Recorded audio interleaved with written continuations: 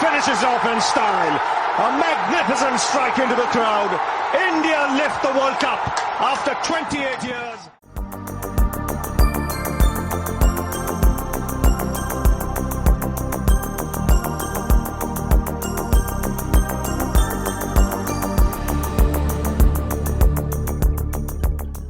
From Australia to Sri Lanka to India, from one test series to another, from India versus Australia to England versus Sri Lanka to now India versus England, with the eyes firmly set on the World Test Championship. Hello and welcome to this latest episode of HotSpot The Cricket Podcast. As always, I am your host, sports journalist and broadcaster Chetan Narula, and we'll be talking about all things India versus England today as we look ahead to what promises to be a mega series. And joining me, as always, two special guests. First of them, of course, former Indian cricketer and now broadcaster, and he will be covering the India-England series from Chennai, at least, which is turning out to be quite a privilege now. I introduce once again Deep Dasgupta. Hello, Deep. How you been? How's Chennai treating you? Well, third day of quarantine. Can't complain. It's all good. It's your second quarantine, isn't it? The first one was in IPL. How's this one in comparison to the Dubai one? It's the same. I'm just loving it, actually. Finishing off all pending work, getting to speak to a lot of people I haven't spoken to in a while, and a lot of downtime. And as always, talking a lot about cricket and welcoming once again back to HotSpot. The last time we had him was some time ago when we looked ahead to the India-Australia series. We looked ahead to what a cracker series it was going to be. It did turn out to be the cracker series that we expected, but in a bit of a different way. We expected it to be Virat Kohli versus Steve Smith. Virat Kohli went home on paternity leave, but then Steve Smith was there. But he countered a very, very different India, and to give all his opinion about that and how he viewed that series, as well as the England-Sri Lanka and how he sees this series upcoming, we welcome once again the editor of Wisden, Lawrence Booth, all the way from London. How are you, Lawrence? How's it going for you in the UK? I'm fine, thanks, Chetan. Thanks for having me. We're in our third lockdown here. It's just one lockdown after another, so I've just been spending most of the last year in room, really, reading books and trying to look after my two little ones. But no, it's been fine. We're surviving. Yeah, it's good to hear that, we are all surviving in a way, but it's a bit depressing as well, because we are here to talk about cricket, so much exciting cricket, but all we're starting off with is quarantines and isolations and lockdowns. So let's just try and turn the mood around a bit. Your first opinion, Lawrence, in terms of how you saw the India-Australia series. As I mentioned, we had discussed about it being a cracker series.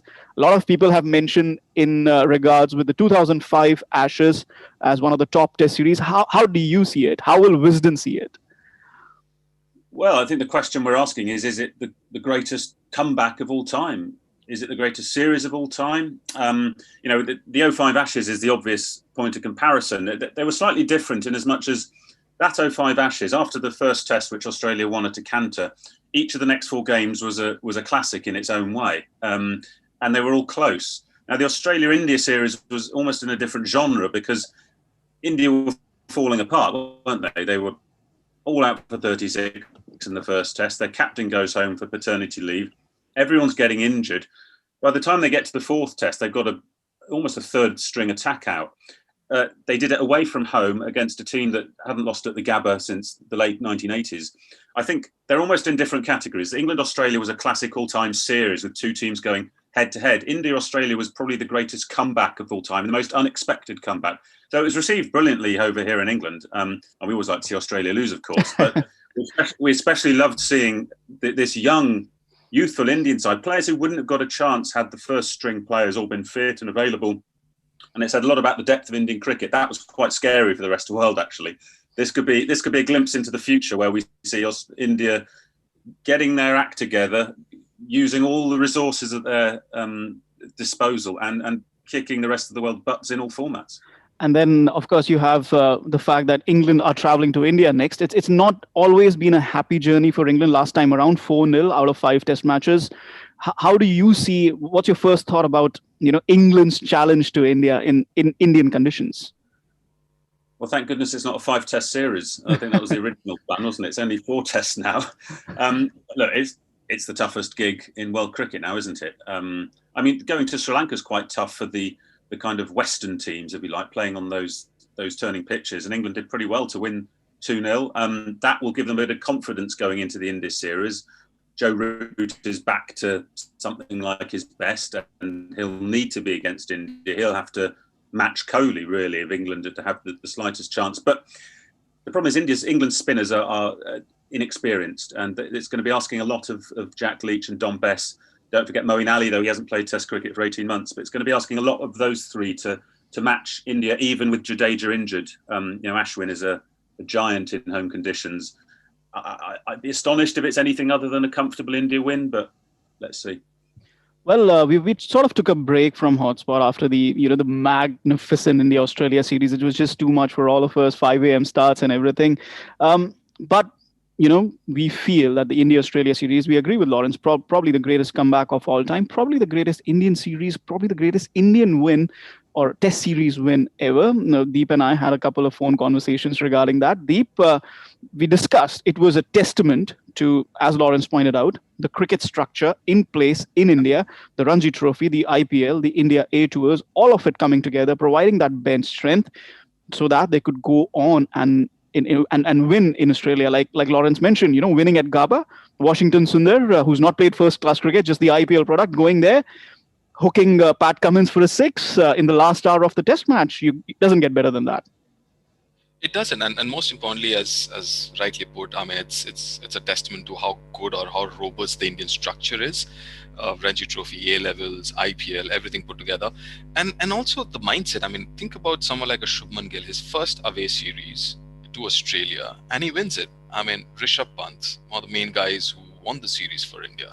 So the new generation, they're starting off their careers with an absolutely amazing win. So that just, I guess, changes your mindset as a youngster going into Australia against all odds. You're winning a Test series, and a lot of youngsters there. I mean, Washington Sundar, what a story. I mean, he hasn't played again.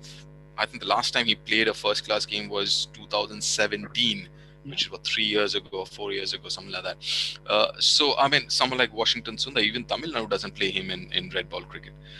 So, obviously, I mean, that just tells you a lot about the new generation, the next generation.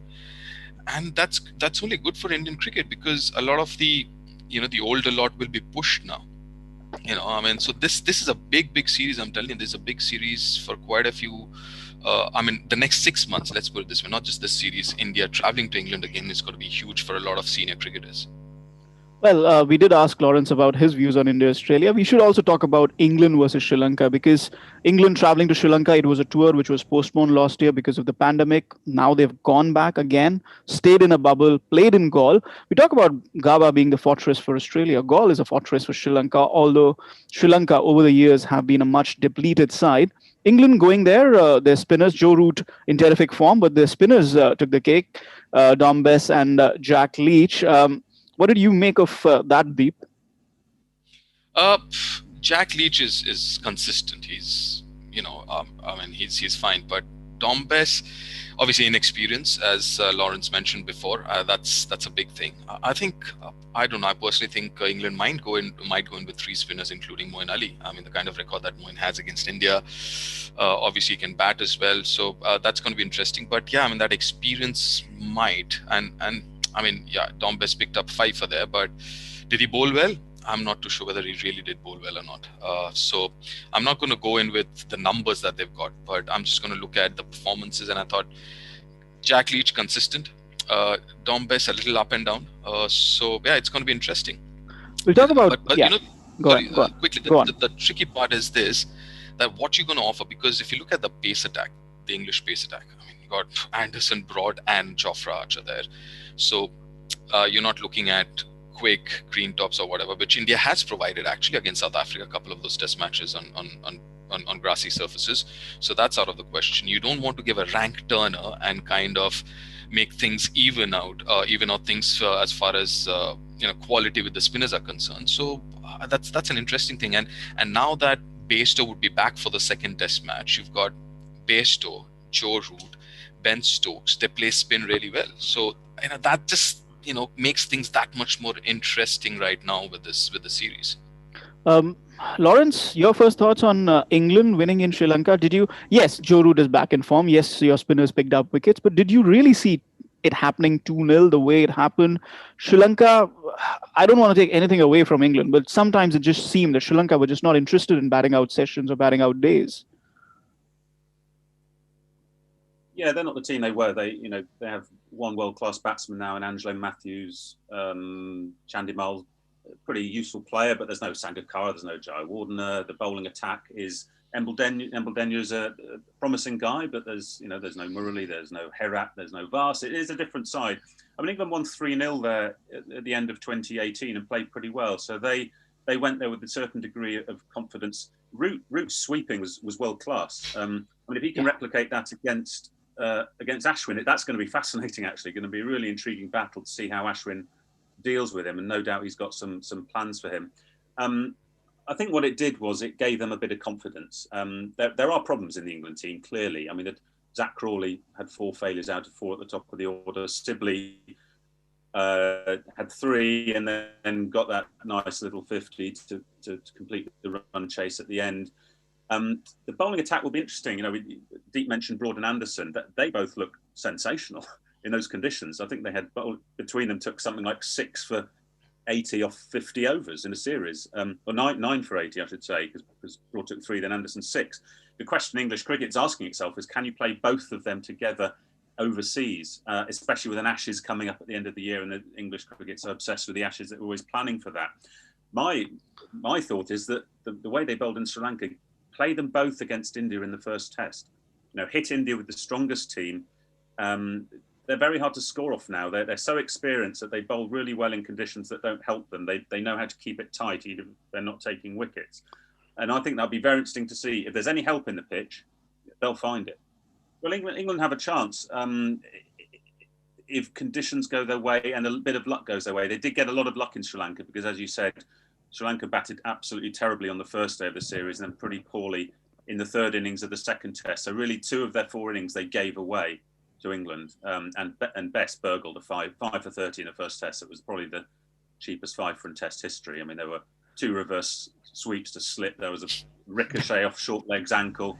I mean, there's everything that could have gone wrong did. So I agree with Deep about Best. Leach is going to be an interesting one because India's top 5 are all right-handers, and if he can, when he goes over the wicket, around the wicket, I should say, and he sets up LBWs or catches to slip. That's how he's going to attack.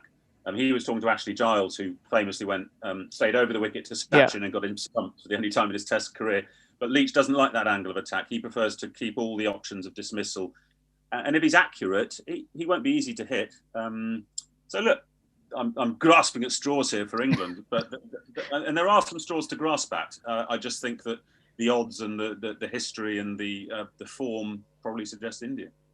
Well, there's so many aspects here we have mentioned already. We have talked about England's spin attack. We've talked about Joe Root versus Ashwin. Somebody mentioned Virat Kohli, the kind of runs that Joe Root needs to match up. We've already spoken about Anderson, Broad. Should they play together? So too many aspects. But I think if we take them one by one, it's going to take, entire 2-3 days. But let's just hit upon the major battles here. Deep.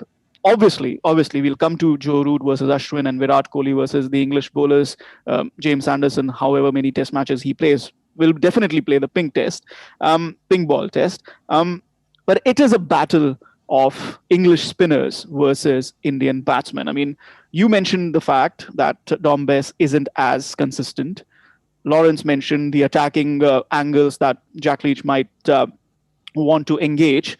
But at the end of the day, it comes to how effective those spinners are going to be against the Indian batsmen. You have the likes of Rohit Sharma, you have the likes of Shubman Gill. If they get set, they take on spinners. Pujara, in home conditions, he takes on spinners. Virat Kohli in a different class altogether against spin. So that's just India's top 4 batsmen. Yes, but also the Indian middle order has struggled against spin. Let's not forget that. It's easy to say, and going by history and all, we'd say, okay, subcontinental batsmen are good against spin. But if you actually see last few years, and I'm talking about, but against obviously quality spin, and that's where I think it's going to be important. Jack Leach, as I mentioned, I mean, only thing I want to see is what pace he bowls. He can do what Jadeja does for India. He's very consistent, bowls that line, gets a lot of natural variation off the surface. That I think something will help the leg before, and one of them might turn. So that becomes very, very interesting. So Jack Leach is one guy you can depend on, you can bank on here, at least to keep it nice and tight. But who is your attacking bowler? That's going to be very, very important. So are your seam bowlers going to be attacking bowlers? And that's for the English team management to figure that out. For me, I think that's where I think Moeen Ali becomes that much more important in the scheme of things. I know, as Lawrence mentioned, that he hasn't played a lot of Test cricket, but 18 months or whatever. But you still have that space there at number 7, if I'm not wrong, number 7, I think, batting, where he can bat, and obviously that off spin. I mean, and there's a psychological thing again. I mean, when you look at someone like Pujara, he's got Pujara out a few times, he's got Virat out a few times. He's got Rohit out. Ajinkya struggled against off spin, and especially in Indian batsmen against off spin the record, if you look at it, isn't that great. And that's where I think someone like Moeen and his experience in playing in India as well. He spent a lot of time during the IPL and stuff like that. So I don't know. I'm very tempted to go with 2 seamers and 3 of them. Lawrence, Deep mentioned about Moeen. Obviously you have Ben Stokes. Sorry, so it becomes 3. We will come to the Ben Stokes factor in just a bit. Lawrence, Deep mentioned Moeen there. Yesterday I was just doing some bit of research on the English spinners. Moeen Ali has played 60 Test matches. 60. That's a lot of Test matches for Moeen Ali. He's not played since August 2019. There was a bit of a gap before that as well in his Test career. That's a lot of Test matches for someone who's not been a regular spinner, somebody who is not an out-and-out spinner, somebody who's part of a team that plays with a predominantly pace attack. What do you make of Moeen Ali? 60 Test matches, and where do you see him going from here? Is he the guy that England will depend on in this series? And if it doesn't work out for him, is that the end for Moeen Ali? Yeah, you're right. 60 does seem a lot for him. He's got 181 Test wickets. I mean, he was talking the other day about wanting to get 200 Test wickets. Wow, when did all that happen? Moeen's big problem is his confidence. And Graham Swan has spoken about this in the last few days. One of Swan's great strengths was that he believed in himself. And he believes that Moeen doesn't believe in himself, and that has been a problem. It's part of the reason Moeen stepped away from Test cricket for a while after he was dropped after the first Ashes Test in 2019. He kind of fell out of love with red ball cricket. Will he start the series? It's an interesting one, because Bess is the off spinner in the team at the moment. No matter whether he got lucky in Sri Lanka, the fact is he still had a 5-fer and a 4-fer, and helped bowl England to two victories out there. Don't forget that Joe Root bowls off spin as well. So I don't think they're going to. I don't think they'll play Moeen, Bess, and Leach in the same team, because they don't need 3 off spinners. They'll pick 2 spinners probably plus Root, and the question is whether it'll be Moeen or Bess. And if it is a toss up between those 2, you're probably sticking with Bess at the moment, simply because Moeen has had no game time. Don't forget he spent most of the Sri Lanka tour in his hotel room with COVID, so his body is still recovering to a degree. And also don't forget that when England last went to India, he averaged 65 with the ball. He's got a good record against India in England. Weirdly, you'd have thought that the record would be better on pitches that help him more. But he doesn't have a great record in India. And that leads us to a further point, which is, and it was touched upon earlier by Deep, the pitches that India should provide. Now, if I'm hosting England in any Test series, I want a flat pitch. It's as simple as that. And India made the mistake in 2012-13. You remember when England visited, they thrashed them in the first Test at Ahmedabad, and then Dhoni got giddy. He said, let's produce turners, and brought Swan and Panesar into the game, and England famously won. The way to beat England at home is to do flat pitches. Do you remember the last time England were there? They got 400 at Mohali and lost by an innings. They got 450 at Chennai and lost by an innings. That's what you do. So neuter all of England's bowlers, and trust the fact that Indian batsmen are much more used to going big than English batsmen. It's just a kind of cultural thing, partly because of the flat pitches in the Ranji Trophy. They know how to score triple hundreds. Karun Nair did it, and we've never heard from him again, have we? So there are traps that India have to. If India avoid falling into certain traps, they ought to win the series. Deep, is it as much a battle of the middle orders as well? Because we mentioned the top 4 Indian batsmen. We'll come to the English top order as well. But in terms of the middle, where you have Moeen Ali, Ben Stokes, Chris Woakes, is he going to play? I mean, can you really fit him in when you have James Anderson and Jofra Archer and Stuart Broad in there, and you're playing in presumably flat tracks in India or flatter tracks in India? India also have a problem in the middle. You have Rishabh Pant, you have Hardik Pandya in the squad. Jadeja is not there. Washington Sundar is there. Saha is there. You don't really know what's going to happen there. Are they going to play 4 bowlers? Are they going to play 5 bowlers? How do you compare the 2 middle orders, Deep? Listen, the middle orders, both the teams are really phenomenal, to be honest. And especially, I guess, I mean, I'm still can't get my head around this whole rotation policy with the batsmen, especially when the World Test Championship is at stake at this. I mean, I do understand. I mean, see, the English players have gone from one bubble to the other starting from June, if I'm not wrong. So West Indies, Pakistan, IPL. So I understand that. I mean, it's tough. South Africa. South Africa, yeah. I mean, they've been in a bubble right through last 8-9 months. But I mean, when you look at the importance of the Test series in comparison to the T20 series and the ODI, I'd rather have all my top batsmen. I mean, Bairstow. I mean, I think it's the second highest run getter in Test match cricket last few years for England after Joe Root. So I mean, I would and someone who dominates spin. He doesn't play spin well. He actually dominates spin. So I would want Bairstow, Butler, Root, Ben Stokes in there at least for the first 2 Test matches and see where it goes. But yeah, I mean, thank God Bairstow, I believe, is available for the second Test match now. So I think that's second, right? He's available, Lawrence, isn't it, for the second? He's missing the first 2 tests. He's coming on from the third. No, he's coming on from the third. Third, okay. And Josh Butler goes home. Okay, so I don't know. I read somewhere that he might be available for the second, but anyways. So if you look at that middle order, that's like quality middle order. Joe Root, Ben Stokes, Butler / Bairstow, because like I said, they play spin really well, and all of them dominate spin, and that's very important. I mean, can you imagine if Joe Root does get the better of Ashwin on Indian tracks? I mean, then it becomes a different story. And they have the ability, and the English middle order, whether it's Ben Stokes, whether it's Joe Root, whether it's Butler, Bairstow, they can dominate. So I think, and Ben Foakes again, I mean, he's again a very good batsman against spin.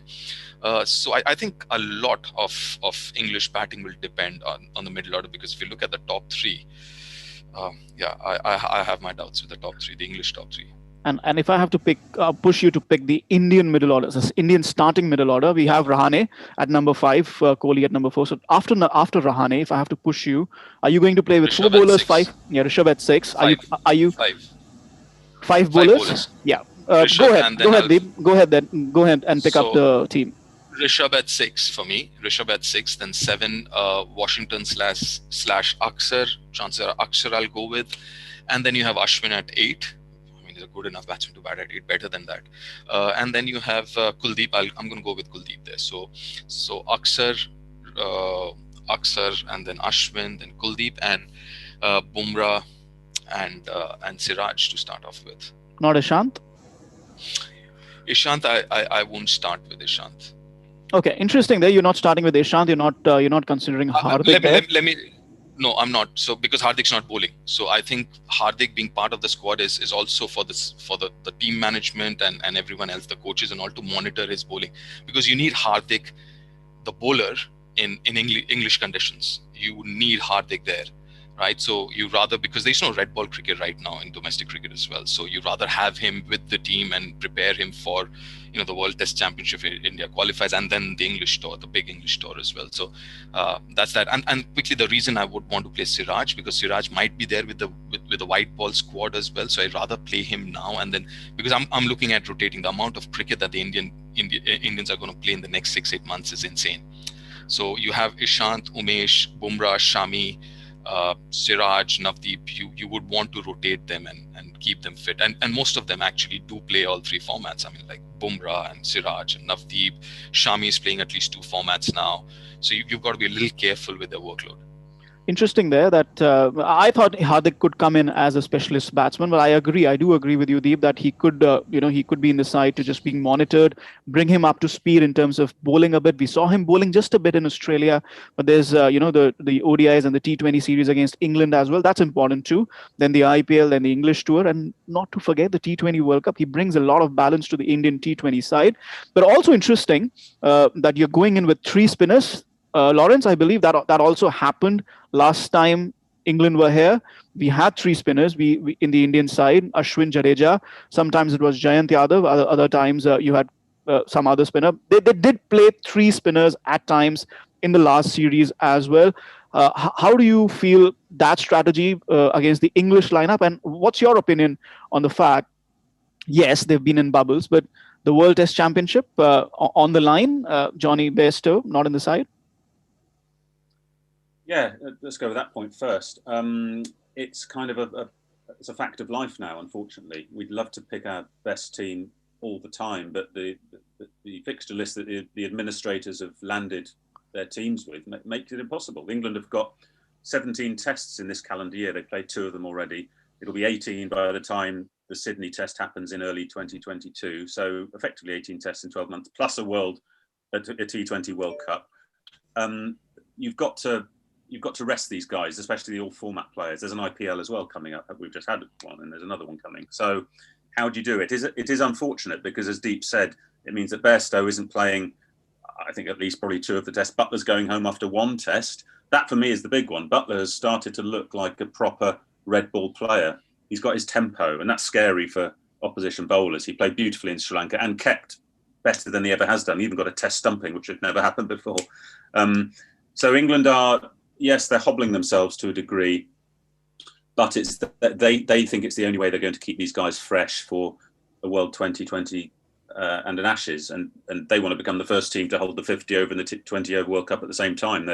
They've got their eyes on that one, and they want the Ashes back like they always do. So what do you do? Something has to give.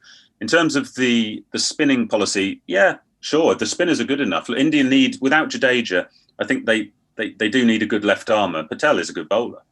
He'll bowl well in Indian conditions. Ashwin will do all sorts, and Kuldeep Yadav is the sort of the X factor in a way, isn't he? He bowled really well a couple of times in England before England sort of got the measure of him in the one-day series a couple of years back. But he'll be a handful, and they've got 3 guys then all doing different things, and that will. You saw in Sri Lanka, England some of their players, the top order, do have problems against spin, and if Joe Root fails, then it could send sort of jitters through the camp. Stokes is a very good player, spins, sweeps well. But, as Deep says, with Bairstow and Butler not there for the whole series, that takes out one very good player of spin for most of the series. So play to your strengths, India. I mean, they say play to your strengths. Your fast bowling's pretty good at the moment, isn't it? But I think those 3 spinners will all do a good job. Lawrence, quickly, if we can push you to pick the first Test 11 for England, do you see James Anderson? You mentioned James Anderson and Stuart Broad should play together, hit India hardest, catch them unawares. Might be tough given that they won in Australia. But again, pick your 11. Do you see it happening? Possibly not, with Archer coming back. And don't forget that Wokes didn't play in Sri Lanka, so he's fit and raring to go, and is a good bowler. Has improved overseas away from the home conditions. So you've got to stick with Sibley after his 50, give him another chance to prove he can do it against spin.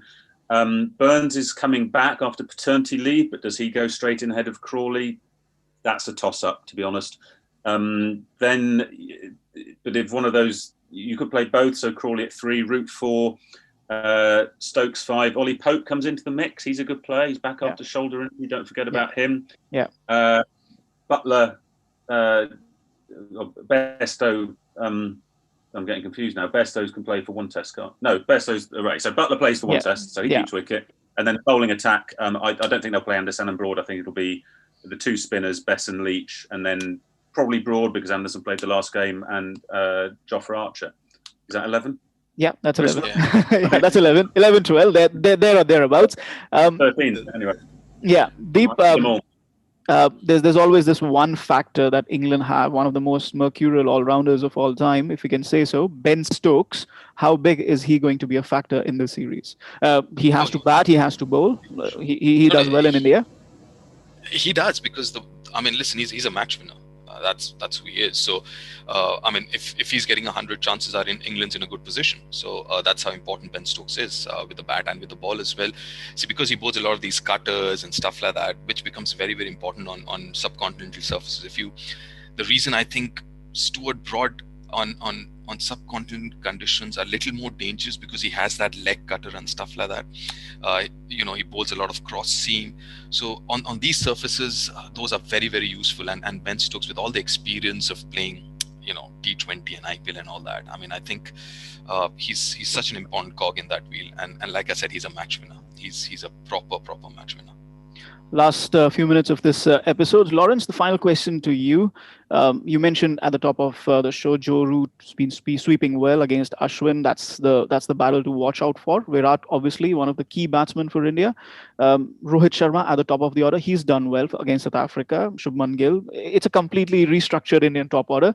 But if you have to pick one batsman, who's it going to be? And what is the key battle that you see, the two key battles? You mentioned Root and Ashwin. What is the other key battle? Well, if England can stop Pujara bedding in for bed and breakfast, like he tends to, then they've got a chance. If Pujara eats up 1,000 deliveries across 4 tests, which he's perfectly capable of doing, England are going to struggle because the others play around him. Did he face 928 deliveries in Australia? Yeah. And that was after the first 2 tests, wasn't it? Yeah. You go back 2 years and he faced about 1,200 deliveries. It was something ridiculous. So. Yeah. That guy is incredible, and he takes a battering as well, doesn't he? He was a punch bag in the last test for the Australian fast bowlers. If England could get an early wicket and then get Pujara with the new ball, they've got a chance. If Pujara knuckles down, and by the time the pants coming in, it's 300 for 4, then forget about it. But so I think Pujara could be interestingly, that the one chink in his game, I think, is against off-spin, Pujara. I don't think he played Lyon that well, even though Lyon only took 9 wickets at 55 in the series that's just happened. Pujara sometimes gets into a weird tangle against him. He goes down the track, he plays shots that he doesn't need to, the short leg comes into play. So despite everything we've just said in the last half hour, maybe Dom Bess v Cheteshwar Pujara is the key battle for this series, which you heard it here first. But on a serious note, what Yeah. Lawrence is mentioning is so important because the Indian middle order has not played off spin well. If you look at all the successful spinners, they've been off spinners, whether it's Moeen Ali, whether it's Nathan Lyon. Obviously, Nathan Lyon quality is different, but if Dom Bess can get his act right here, he can be very, and most importantly, second innings, day 3, day 4, day 5, the pitches will start turning, irrespective of how flat they are. And an off spinner against a right hander can always be dangerous. So, yeah, I think it's an important aspect as far as England is concerned. Right. As always, whenever two brilliant test teams come up against each other, there's just so many aspects, there's so many intriguing aspects which can turn not just a session, but also the match, the entire series. And well, that's what we'll be hoping for. We've had 2 cracker test series, whether in Sri Lanka or in Australia. We're hoping for a third one now. And it becomes really important because the Australian tour of South Africa has just been cancelled as this show was being recorded.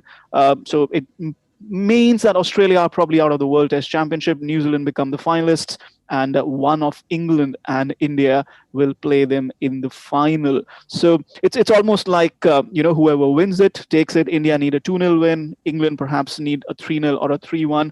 Not easy task, but it will keep us on our tenterhooks. Well, that's about it from this episode of Hotspot. We'd like to thank Lawrence Booth for taking out time and joining us. Thanks, Lawrence. Thanks. And Deep, thanks to you as well for taking time and joining on this episode. Well, you can hear this episode on all your regular platforms, JioSaavn, Spotify, Apple Podcasts, Google Podcasts, and YouTube as well. We'll be coming to you throughout the series and bringing you all the different aspects of India versus England. Here's hoping for a cracker series. Until next time, it's goodbye. Take care. Finishes off in style. A magnificent strike into the crowd. India lift the World Cup after 28 years.